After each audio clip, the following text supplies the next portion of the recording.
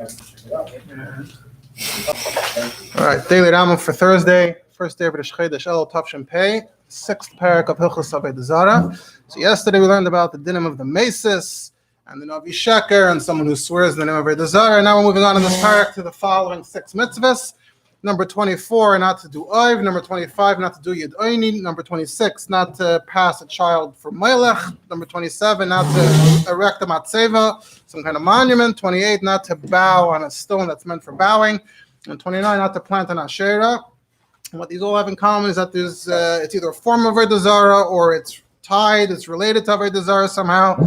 And that's why they're all here in Hilchos Avoda Zara. So we're going to start with the Isser of Oiv and Yud'oini, number 24 and 25. He's going to mention them together first, and then he's going to describe them separately. So Aleph, Ha'isser Oiv Yud'oini b'Ritzayin b'Zadein Chayav Karos. If you do either Oiv Yud'oini, which we'll define soon, so if it's willingly, on purpose, we already explained in the past, the double, it's not ba'oines, it's not under duress, and it's deliberate, so then you get Karos. And if there's a warning with witnesses, then the skila, stoning, maybe chatas kavon. If it's totally an accident, then you bring a chatas that's a fixed chatas, it doesn't change. You don't go depending on your financial ability. Same exact thing that we had earlier with regular Avoda Zara, really. What is Oiv and Yud'oini? So now what are Oiv and Yud'oini? So now we move on to the description, and we're going to start with Oiv, and he's going to bring two descriptions of Oiv. So description number one is like this: Ketzad Maisa Oiv. How do you do Oiv? So Zeshu Oimidu Maktuk Teres Yudua. So someone stands and he has this incense. Rambam doesn't say what the incense is. He says it's Yudua, and he's going to say this a few times, meaning we're not actually going to go and give you the exact recipe detail by detail. We're just giving you the main points, and some of it may be common knowledge to those who know these types of things. So the Ketores, the ingredients is known to those who know. V'oiches sharvet shel hadas b'yodai u'manifai, and he holds this hadas, myrtle in his hand, and he waves it. V'medaber balot b'dvarim yiduam etzlam, and he says quietly these again incantations, things that those who know these things know. Whatever it is that you say, we're not getting into what you actually say, but there's certain things you have to utter. Ad sheyishma hashayel. What's supposed to happen is, if you do this right, what's supposed to happen is ad sheyishma hashayel kiluach medaber imay meshiva el mashu shayel b'dvarim mitachas haaretz b'kol namach ad ma'od, until the person who's asking a question, because you're doing this because you have a question, you want an answer, you want a response. So the person asking the oiv hears that there's someone responding to what he's asking. The words are coming like from under the ground in a very low voice. So it's almost like no one could hear it. But he's sort of feeling it in his mind that there's a voice speaking to him from the earth. Now, before I continue to the next description, so that's description number one. So the details the Rambam has here with the myrtle branch. So it's interesting to point out that there's a very ancient work in Hebrew that's called Sefer Harazim, the Book of Mysteries. Some of the parts of it are actually included also in the more commonly known Sefer known as Raziel HaMalach. And this book is basically a book of magic. It's a very ancient book of magic, around for, 2,000 years. No particular name on it as an author. It's just one of these very ancient works that are mentioned already many 1,500 years ago or more. It was printed for the first time in an academic edition in the year Tavshin Chav Zayin, I guess 1967, based on papers they found in the Gniza in Cairo, which of course has many works that were lost until then.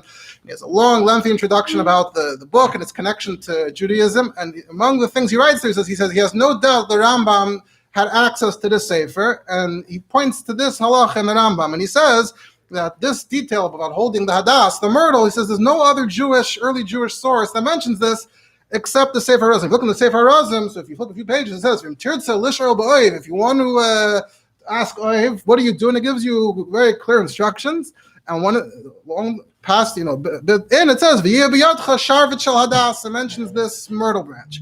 However, Menachem Kasher and Torah Shlema, which is a big set that Rabbi used to refer to his farm in different places. So in Chelek Chav Beis in the back, he says that the other details in Sefer Harazim don't seem to match what it says here.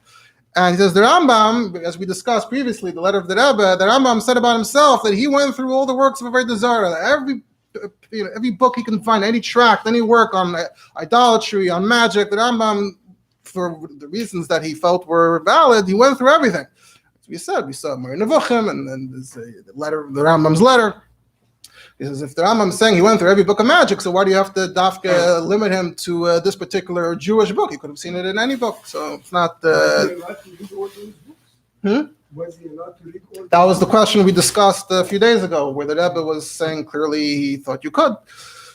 If it's for Torah purposes, if it's for a special, if he's a Talmud Chacham and he's studying Torah, it was necessary for him to read it. Right. So now we move on to the second description, I think. Yeah. 1 second. I just wanted to point out one more thing, that the Rambam is saying this lashon ki'ilu. He feels ki'ilu. There's what does ki'ilu mean? So I already pointed out in Hilchos that Torah, when the Rambam mentions kishuf, is a very strong foundation to say that according to the Rambam, it's all a lie, it's all false. We're going to see later in Perek Aleph, where he talks about nichosh and kaisim and all those things. I think the Rambam is clear there that he does not believe that it's actually valid and legitimate. Here, for example, though, it's not actually so clear, especially regarding oiv. Oiv is a big topic of discussion because oiv is actually mentioned in Tanakh. It says that Shaul wanted to ask Shmuel one last question, and he went to the Balas oiv, he went to the witch who did the oiv, and she brought Shmuel up, and by the way, it's also clear that it's sort of meant to be a kind of communication with the dead. Here, the Rambam sort of also does not say that very clearly, especially in the first description. Just he's asking, and he hears a voice. In Tanakh, it's clear you're trying to communicate with the dead, and this is the way to do it. And the Tanakh seems to say that it happened. There are some applicable in our days. Look. I don't know. Look in the white pages. I don't know. The yellow pages. Never know. I'm sure there are people that claim to communicate with the dead. Yeah, you definitely have psychics that claim by one means or another. You have to believe that. You don't have to believe it either. How are they going to determine that? Well, according to the Rambam, you just, as long as you practice the ritual, as long as you just go through the steps, you do the Ketores. I don't think according to the Rambam that would be necessary. As long as you did the ritual, you did the Ketores, you held the myrtle, you said the incantations, I think that would be enough to convict you. It doesn't matter if it worked or not. So in that way, it is applicable in our days, even if it doesn't work, or even if it never worked. If you do this, that's a form of Avoda Zara, just like any other form of Avoda Zara. Every other form of Avoda Zara, you also wanted something in response to the Avoda Zara. Did the Avoda Zara actually deliver? Yes, no, but this is the ritual. That's how we're meant to understand it. And there are some Rishonim actually that do entertain the idea that the Balas Oiv may have not been actually according to their Shita. The Rabbi actually interrupts here and says that actually it's in the Beis HaKvaris, and actually it's using the skin of a dead person, and it's actually you hear the voice coming out of the armpit of the dead person. So the Rabbi added all these details, and they're all connected to the idea that it's meant to be communication with the dead. And actually saw that someone else claims that the Rabbi also got that detail from Sefer HaRazim, because you look in Sefer HaRazim, the first step it says Amoed Keneged Kever, stand across from the burial spot. The Kesef Mishnah responds and says, where does the Rabbi get that from? Look at the story of Balas Oiv. She wasn't in the graveyard, so where did the Rabbi get that it has to be in a graveyard? It's Avoda Zara. How is it in this Jewish book? That's a whole other question. I mean, with Shaul, obviously, I don't think Shaul is commended for doing it, but it seems to have worked. And it's meant to be a story that happened, for whatever the explanation is. Of course, there are many other sources in Chazal. The Lechem Mishnah actually quotes the Rambam, who says clearly in the Pirush HaMishnayos that this is all false, and the Lechem Mishnah actually uses this to explain some of the discrepancies between what Chazal say and what the Rambam says. Because Chazal, we're describing it with the assumption that it's true. The Rambam is describing it with the assumption that it's not true, so that's why he doesn't mention the dead. You're not really communicating with the dead. You're not communicating with anybody. So that's why he actually uses that to explain the Rambam's description here. All right, so now moving on to the second description. So here he actually mentions the dead. You take the skull of a dead person, a maktirla, you do the incense, a menachishba, and you do whatever magical, whatever process, whatever ritual it is, until you hear a sound coming out of, it sounds like from your own armpit, shaflad ma'oid, very low, and meshiva responding, these are all forms of oiv, if you do either one of them, in this skull, you get skila. All right. Now to Yud'aini. Is there a translation for the word of? Not really. I mean, I think in English it was called necromancy, just communicating with the dead in general. And the biblical thing would be called oath. It wouldn't have I don't think it has a specific translation. Can you the number of the lottery jackpot? You could try, but you might get skila though.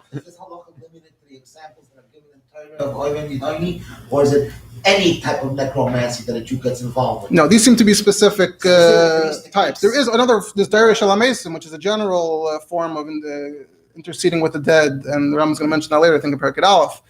So there is, these are like very highly ritualized forms that are known as Oiv. Beis, Ketzad Maisa HaYadoini. How do you do Yadoini? So he says, Maniach Etzem Oiv Sheshmo Yadua B'fiv. So he takes the bone of a bird whose name is Yadua. Now here you might also want to read it as the bird's name is known, but it's generally accepted that the Rambam actually means here that the bird's name is the word Yadua, because the word Yadoini, Yadua, so that's actually the name. And again, there's incense, and there's other stuff you do that I'm not going to get into all of it. He's just telling you the important stuff. In this case, the person himself falls as if he has epilepsy, he has some kind of episode, he collapses. And this time, apparently, the voice is coming out of him. He starts uttering the predictions. And so before I continue to that, I just want to point out something interesting about what Chassidus says about Yudayni. In Hilchos Klei HaMikdash, the Rambam talks about myrrh. There's myrrh in the Ketores, and he says that it's the blood that sort of pulls up in the animal, and Haydu Hayadu it's known to all, which people perfume themselves with everywhere. It's a very common perfume. Now, over there, Yadua seems to be more in the sense of it's a known animal. Not that it's a particular one. I mean, you know that's the musk deer. If you assume it's musk, so it's the musk deer. However, the Alter Rebbe in a few places says in a few places, and it's quoted in Mamarm after the Alter Rebbe, and I'll quote from where it's in Torah in Derushim for Purim, Chayiv Inish. He says, so Mordechai, we say is Meir Adachya, so there's the connotation of myrrh in the name Mordechai. He says Mordechai is connected to Bittul. He says the Rambam, according to Rambam, myrrh is musk. And he says, "Dam Chai Yadua." It's from this known animal, and it's from whatever the process is. He says, then in Chassidus, that's the idea of his hapcha. You're taking something bitter and making it sweet. Taking the blood, you're turning it into perfume, and that would be in the person. You take your blood of the nefesh shabahamis, and you're transforming it into something perfume-like. Myrrh, M-Y. Right. So that's a plant. Which is a plant. A plant, yeah. But so it's I think the Tzemach Tzedek probably added there that there are other Rishonim that say something else, but the Rambam says that it's musk. That's what it said clearly in Hilchos Klei HaMikdash, the Hamar, and he says the animal. So he says, and then there's machlekes whether musk is mutter to eat or not. So he says, assuming that it starts off as a not kosher animal, which I guess itself could be disputed because the musk deer might technically be a kosher animal, but the Alter Rebbe is naming on that it's a not kosher animal. And the question is, how did the blood become mutter b'achila? That's the halachic discussion. And I think someone points out that actually, if you look in the halachic discussion, the problem doesn't seem to be that it's not kosher. The problem seems to be that it's blood. How did the blood become mutter b'achila? Not the animal might be kosher, but the Alter Rebbe has a lot of interesting things going on here. The Alter Rebbe seems to make an assumption that it's a not kosher animal, but somehow the blood might become mutter. And he says that would connect the idea of zdainis nasulai kazachias. That the negative doesn't just get transformed into less of a negative, but it mamish becomes pure. He says, "Chai Yadua Anal, who Yudani and Isker B'Torah." The Chai Yadua from the Mar, from the musk, is the same Chai Yadua from Yudani. So it's Klippas Hatmeis. Shayel Ev Yudani. There Shalmeisim. You don't get more Klippa than Yudani. And still, you can get the perfume, and still, according to some poskim, it becomes even mutter ba'achila. So it's mamish the idea that the zdainis become like zachias, and that connects to Mordechai. Although maybe Mordechai fits more with the shita that it's not mutter ba'achila, so the zdainis become like shkagas. A whole very interesting discussion. It's been discussed a bit in recent, Kaiftzim discussing what's the Alter Rebbe saying, but that's just an interesting thing we have to mention that when we talk about Yudayni. Says in the note here, Rashi says that Yidua is a wild beast. Right, so we said that. Well, first of all, Rashi says that it's a chaya. The Rambam is the only one who says that it's an oif. The question is where the Rambam can get that it's a bird from. But either it's a bird or an animal whose name is Yidua. Yeah, that's what the Rambam seems to be saying. And the Alter Rebbe somehow took the Yidua from here and the Yidua from there and said that it's all one. Very interesting. Now to conclude halacha beis, back to the halachas over here. So the whole elu min avodah zara. And so first of all, this is actually pure avodah zara. It's counted separately, either because it needed special mention, or maybe it's a chiddush that it's counted as avodah zarah. Whatever the case is, it's actually really a form of avodah zarah itself. And where do we see that? Again, we always look for where does it say in the Torah clearly, don't do it. This time it's actually very clear. It says in Kedashim, don't do it. It's mentioned 4 times in the Torah, and one of the places it says they get stoned doesn't say it in a negative way. So we look for the pasuk earlier where it says al tifnu. All right. Now moving on to, we finished the Oivin Yadayim, moving on to number 26, which is Moilech. If you do it willingly, on purpose, kares, by mistake, you bring the chatos, that's fixed. Also, also really the same din. If you did it with witnesses and a warning, you get stoned. Also in Kedashim, pretty clear, says you get stoned. But that's a matter of fact description. Where does it say don't do it? Also there, also in Devarim it says, so you have plenty of psukim also that mention Melech, and you have it both as a skila and both as don't do it. So what is Melech? So what is it? Oh, so now we move on to the description. So how did they do Melech? They light a big fire. He takes some of his children, not all of his children, and he hands them over to the priests who worship the fire. And then once they have him and they sort of give the go-ahead, then they return him back to the father. And now it's the father's turn. The father actually does it himself. And he's the one who brings his son over the fire with the agreement of the blessing of the priest. So and he brings them by foot, and it's discussed what this means. I think later we're going to sort of assume that it means the child has to be walking and the father is sort of guiding him, helping him from one side to the other through the fire. Not that he's burning him, which they might have done for other idolatry. We're not saying they didn't do it, but that's just a different kind of form of idolatry.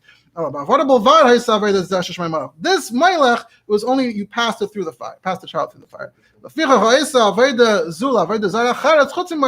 therefore, if you do it for another Avodah Zarah, if you mix and match, this is exactly what we described in a few pakim ago as derech avodah. It has to be the way that particular Avodah Zarah is worshipped. So Melech is worshipped specifically this way. Other Avodah Zarahs are worshipped specifically another way. You have to get it right in order to be considered Avodah Zarah in these cases. And now since that's the case, so therefore you have to get it exactly right. So you need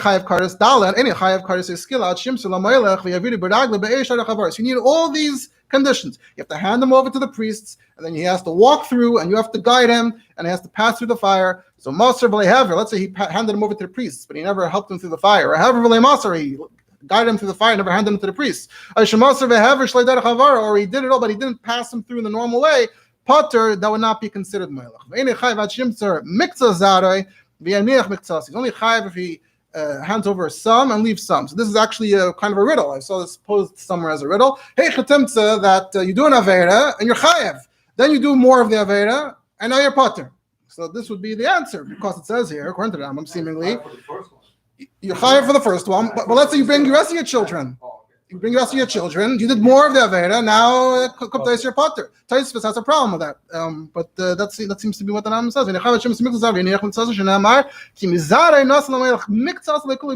He has to give some of them, not all of them.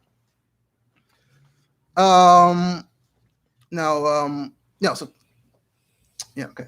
Echad. So now we're moving on to some more details on this. Echad zera kosher, echad zera apostle. Doesn't matter if it's a legitimate son, an illegitimate son, mamzer, it doesn't matter as long as it's his offspring. Echad banav b'nei sav, echad b'nei b'nei. Doesn't matter if it's son, his daughter, or his grandson, granddaughter, or grandchildren, great grandchildren. Any descendant. Sounds like there's no limit whatsoever. Because they are still called Zara for this purpose. But if it's brother, sister, parents, ancestors, or himself, that would also not count as Melech, because you have to do it this specific way. What if it was talking a child, but the child was sleeping or blind? Potter. So now this would fit with the idea before that the child himself has to walk and the father has to guide. So if the child is sleeping, the child isn't walking. The father is taking him completely. Or if the child is blind, then he can't really walk, and the father is guiding him. The father is doing all the walking for him, so he can't see where he's going. Yeah.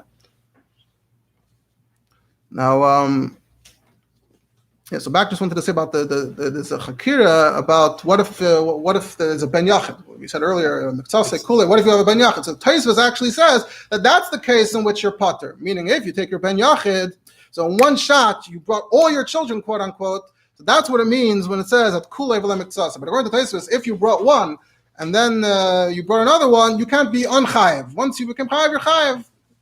But the Kesef Mishnah says no. According to the Rambam, the Kesef Mishnah responds as according to the Rambam, it seems that no, you would become when you bring the first one. It says like your tail of oimid. We're still waiting to see what you're going to do next. Once we see what you do in the end, then we'll actually decide if you're chayav or not. Which I don't know how long. I mean, technically, you can wait a long time. I mean, you have a lot of time to do it. And people say, why are you saying that? Why is the Kesef Mishnah saying that? Maybe the Rambam agrees with Taisvus, but that's what the Kesef Mishnah says. So now we're moving on to that was number 26. I'm moving on to 27 and 28, Matseva and Evan Maskis. So we're going through a whole bunch of topics here today. So number 27, Halacha Vav, Matseva she'asr Torah. So the Torah has something against monuments. So he binyan she'yu akol miskabtsin etzla. So it's a kind of building where everyone gathers around. Even if it's to worship God. So this is actually the first one where it's actually not necessarily actual idol worship. Why? Because that's how Avoda became so identified with Avoda Zara that you shouldn't do it. Shneimar lesakim lecha matzeva asher sana Hashem leikacha. You should not erect a matzeva that Hashem dislikes. And if you do it, you get malchus. Now today, of course, the word matzeva is most closely identified with actual kufarim, and we do sort of gather there, but not in that way apparently. I mean, I think I saw someone, like one of the real hardcore Rambamistim who exist out there. I think they try to argue maybe the Rambam was sort of hinting that maybe he would have had a problem with leaving the cave by Sakvaris. But I'm going to bring the second. There's actually a source in Chazal that says explicitly the opposite. It's not actual Avoda Zara, but somehow it was so identified with Avoda Zara that it became Asur. And this pasuk is actually from this week's parasha, Parsha Shoftim. It's next to the pasuk of Asherah. Now the question is, what's included in a pi halacha, right? So I saw a whole tshuva. Someone asked, there's a shul. It was after one of the last 10 or 20 years. They wanted to build a monument for the soldiers who were killed in a certain military situation.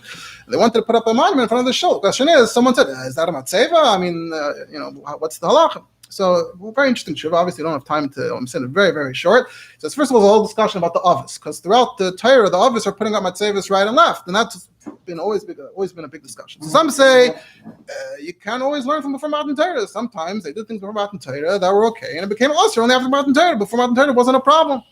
However, interestingly, Ibn Ezra and his Pirush Torah says that it's only asur for Avoda Zara. If you're not doing it for Avoda Zara, it's no problem in the first place. And some people say, "What? I mean, that's not how we say the halacha." What's the pasuk surrounded by when it says that matzeva is also? What's the context of it? Nothing. It just says this word: "V'sakim l'cha matzeva asher sonei Hashem legacha." The matzeva that Hashem doesn't like.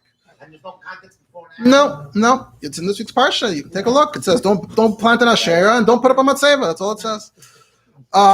So the Ibn Ezra actually says, no, it's only if it's actually deliberately for Avoda Zara. And some said, what's the Ibn Ezra talking about? And some said there actually is a Medrash Chazal that says that Yachol, Kever Aviv, maybe putting up a matzeva on your father's kever is also included. Talmud Leimer Asher Sonei, only what Hashem hates. What does Hashem hate? Avoda Zara. Not Avoda Zara would be mutter. So actually the Ibn Ezra is in line with that. And they say maybe the Yerushalmi also fits with that. However, halacha, we don't go that extreme. Clearly the Rambam takes it a little further. Interesting that Barbanel also says. The Barbanel says that it was not even really to gather. It was just l'zikaron. It was just as just a memorial. So if it's just a purely memorial, it might not even be in this whole framework. But this Paisik, this person who wrote the Shiva says that Rambam himself said she'yu akol miskabtsin etzla. It has to be for the purpose of a gathering. So he says that as long as it's not for gathering, it should be okay. So you can put up a monument for the fallen soldiers. So what about the Holocaust memorials, though? Because Holocaust memorials are sort of designed, you do have people gathering around them. He said, well, according to the Rambam, maybe it would be a problem. But he says the other Rishonim says the Smag actually says it's for Lahakrava, for Avoda Zara, and the Chiddush is that not just for Avoda Zara, but even for Hashem, it would also be also for Hakrava. So maybe according to the Smag, a regular monument for gathering would be okay. But it's actually sort of a practical question, interesting question. Moving on to the next halacha in halacha vav mitzvah number 28, the maskus, Evan maskus. The stone for bowing.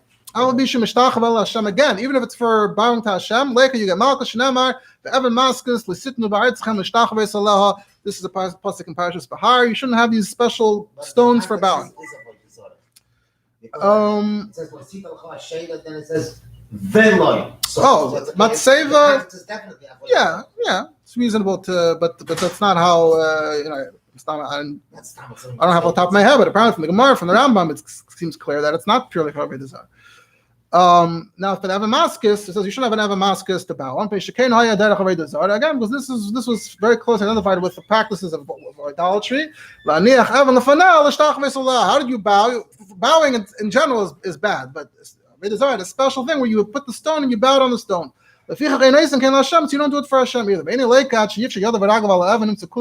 don't get malchus till you actually are fully prostrated, hands, feet on the stone, and your whole body is on it. What about Torah? That's what the Torah is talking about, right? We mentioned a few days ago, the Rambam mentions the way the Muslims bow with part of their body up in the air. That's actually more like pa'ur, flat, completely prostrated on the ground.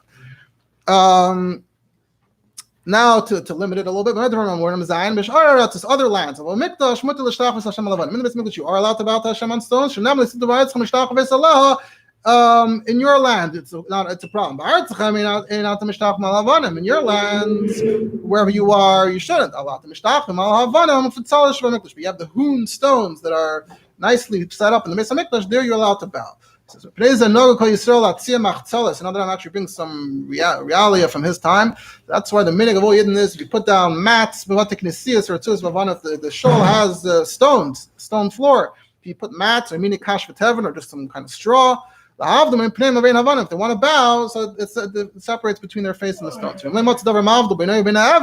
And if you can't find something to break between you and the stone, find a place without stones. Or you can lie on your side. And that apparently wouldn't be a problem of Evamaskus, but you would be counted somehow as bowing. As long as your face is not stuck to the stone.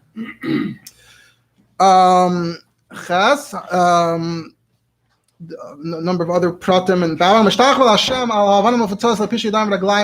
you bow into Hashem and you're not fully prostrated, then you don't get malchus. But we beat him up on our own. Now the Rambam goes to a different halach. What if you're actually bowing for Avoda Zara? Until now we're talking about bowing to Hashem, and we said that if you're fully prostrated, you get malchus. If you're not fully prostrated, you don't. He says if you're bowing for Avoda Zara, then it actually doesn't matter how you do it. It doesn't matter if you are prostrate or you're not prostrate. As long as your head touches the ground somehow as a form of bowing, nisko. So that's a whole different thing. But for Evan Maskus, which is what we're talking about here, it depends how you do it.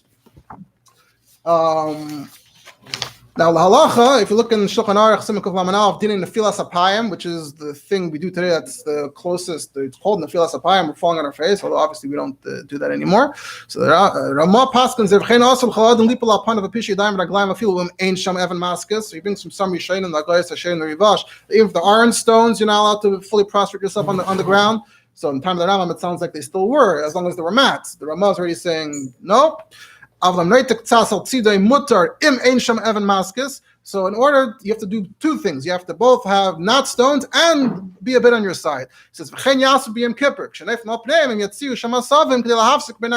put some grass there. Now, there are different opinions in the place, and what and how. Our minig, of course, is we're not putting any kind of floor, and we just put a towel, but we don't go on our side. That's our minig. And possible that actually the way we do Nefilas Apayim by Shachar Samincha, where first of all we make sure there's something on our hand, is either the talus or the sleeve, and we tilt our head to the sides. Both of those things may actually have something to do with this idea. Meaning the assumption is that because you're trying to do Nefilas Apayim, you're calling it Nefilas Apayim, even though you're not actually on the ground at all. But you also have to sort of keep to those. There are, I think, other ways of explaining why we do it. But that's, I think, one of the explanations. That's actually a form of being concerned about this. There's also, just on this general topic, I just want to mention from the Rabbi, the Sikh where the Rabbi talks about the levanim, the bricks from the Mitzrayim. He describes the difference between avanim and levanim, bricks and stones. He says, you see in halacha that they're not the same, because the Isser is, at least officially, by stones and not by bricks. And in the Sikha, and the Pnim of the Sikha says the reason why stones are Aser is because you can't do it the way it was in the Beis HaMikdash. In the Beis HaMikdash there were stones. In quotes Rashi and in Megillah, Rashi says, Aser Torah, but Pasuk Zeh, That according to Rashi, the whole basis of the Isser is different. That you shouldn't imitate the Beis Hamikdash. And R31 there, he quotes the Rambam here. The Rambam says, no, the problem is that it's like Avoda Zara. And Beis Hamikdash is the exception, but the problem is that it's Avoda Zara. And he says, even according to the Rambam, surely the Avoda Zara itself reflects how they did it in the Beis Hamikdash. Beis Hamikdash, they did it right. The Avoda Zara adapted and does it wrong. That's why you can't do it anywhere else. It's the same thing with the Matzeva. That is the good Matzeva, there's the bad Matzeva, which ties into what we spoke about before. Okay. Now for the last thing, number 29, last topic, Halacha Tes and Yud, Halacha Tes. And if you plant a tree by the Mizbeach or in the whole Zara, Ben Ilan Sirach, when Ilan doesn't matter if it has fruits or not, even if you meant well, you wanted the Beis Hamikdash to be beautiful. You get Malchus. So really over here also, you said that Asher is Avoda Zara, but technically it doesn't have to be Avoda Zara, even if it's not. Same thing, again, it's because that was the derech. They would plant trees next to the Avoda Zara's Mizbeach so that the people gather. There also this idea of gathering, like the Matzeva. So there's a lot of discussion on this whole topic. I'm going to mention a little bit. I don't have offhand much time specifically, but the Rambam is going to talk about a little bit about the Mikdash. You're not to make these wooden porches or things like that in the Beis Hamikdash where you do in a yard. Even though you're not planting anything, it's a wooden structure. You didn't plant trees. It's extra precaution. Should never call any kind of wood. Anything that came out of the Beis Hamikdash there, was made of stone, not of wood. Now the Ravid has a commentary. He says, first of all, there's Lishkas Eitz, something called Lishkas Eitz. That's the Kohen Gadol's Lishka. So he says, no. Here the Ravid seems to be answering himself. He says, no, that was a bias. It was actually a house. What exactly does that mean? But okay. There's the beam. What about the bima by Hakel? The beam by Hakel, the Melech stands on a beam of wood. So that's temporary. That's okay. What about the Exustra, the Ezras Nashim, the Bechitza, they stood on top for some Sheva? Also temporary.